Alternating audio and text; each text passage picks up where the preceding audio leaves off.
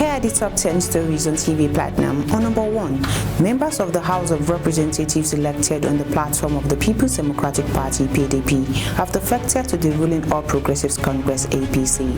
The defectors include Taufik Ajilesoro and Emmanuel Olusonya from Osun State and Marcos Onobun from Edo State. Speaker Tajuddin Abbas formally welcomed them into the APC fold, while Minority Leader Kingsley Chinda challenged them all, warning that such defections could weaken Nigeria's democratic structure. The Speaker acknowledged the concern but took no further action.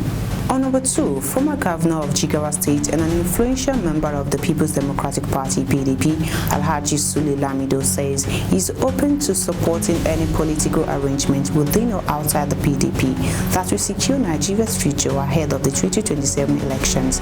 Speaking to journalists in Kano, Lamido reaffirmed his loyalty to the PDP, dismissing rumors of defection to the ADC, but emphasized national interest over party lines. Lamido stressed that creating additional states is unlikely to solve Nigeria's core issues of insecurity, poverty, and disunity, and urged focus on more pressing challenges. He also defended Senator Kwankwaso's recent meeting with President Bola Tinubu, saying it was within his right. On number 3, the African Democratic Congress (ADC) has criticized the Tinubu administration for failing to cushion the economic hardship faced by Nigerians. Speaking on Channels Television, ADC spokesperson Bolaji Abdullahi said despite promises of reform, citizens are yet to feel any relief. He questioned the use of fuel subsidy savings, asking why basic services like healthcare remain unaffordable.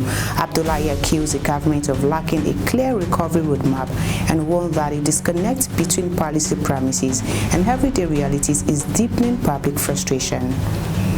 On number 4, the Nigerian military has intensified aerial and ground patrols to protect farmers nationwide, following a series of deadly attacks that have killed over 100 farmers between January and July this year. Incidents in Borno, Kebbi, Ondo, Sokoto, and Plateau states highlight rising insecurity threatening food production. Defense Operations spokesman Major General Marcus Kange said troops are deployed across all regions and not just the north to ensure farmers can return to their fields.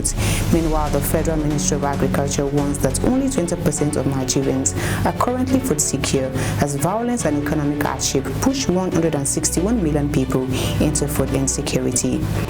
On number 5, the Dangote Petroleum Refinery has exported approximately 1.35 billion liters of premium motor spirit within the past 50 days, signaling Nigeria's emergence as a net exporter of refined petroleum products. Dangote Group President Aliko Dangote made this revelation at the Global Commodity Insight Conference in Abuja.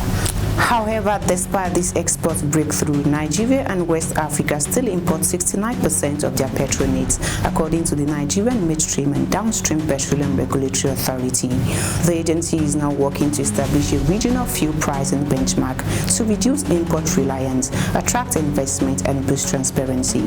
President Bola Tinubu also called for Africa to stop being a price taker and start shaping global energy dynamics to reflect its production power. On number 6, the opposition People's Democratic Party (PDP) has recorded another setback as 4 of its senators have officially defected to the ruling All Progressives Congress (APC). Senate President Godswill Akpabio read their defection letters during plenary today.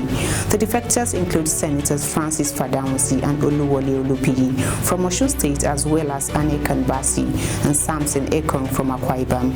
The defections have further strengthened the APC's dominance in the Red Chamber, now holding 70 seats, while the PDP drops to 28. On number 7, the Federal Road Safety Corps Marshal Shehu Muhammad has raised alarm over rising cases of indiscipline, bribery, drug abuse, and misconduct among personnel, warning that these issues are eroding public confidence in the agency. Speaking at the 2025 half-year strategy session in Abuja, he urged commanding officers to restore discipline, enforce accountability, and embrace reforms. Despite internal challenges, the FRSC was recently honored with the Kofi Annan Award for Road Safety Leadership in Africa. Muhammad also reviewed ongoing legislative reforms, including a proposed name change to Nigeria Road Safety Commission and the creation of a special armed squad. On number 8, the controller in charge of Lagos Zone of the Nigeria Immigration Service NIS, Aliu Muhammad Akadri, has called for stronger collaboration between the Immigration Service and the Nigeria Police to address rising security challenges. Speaking during a visit to the Lagos State Police Command, Akadri emphasized the historical bond between both agencies, noting that immigration was carved out of the police in 1963. He praised the federal government for equipping the NIS with modern surveillance gadgets, making it harder for criminals to escape Nigeria undetected.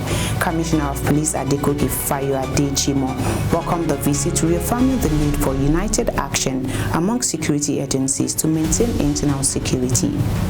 On number 9, in a major breakthrough against terrorism, the Nigerian Air Force under Operation Fasanyama has eliminated no fewer than 95 terrorists in coordinated airstrikes near Ragada and Warawi villages in Niger State.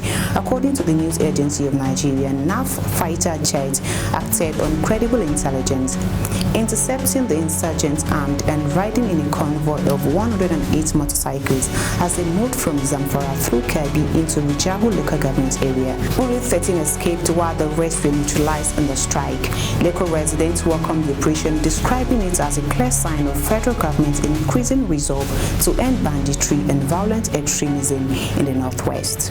And lastly, the chairman of the Senate Committee on Media and Public Affairs, Senator Yemi Adaramodu, has criticized suspended Senator Natasha Akpoti-Uduaghan for allegedly traumatizing her attempt to return to plenary.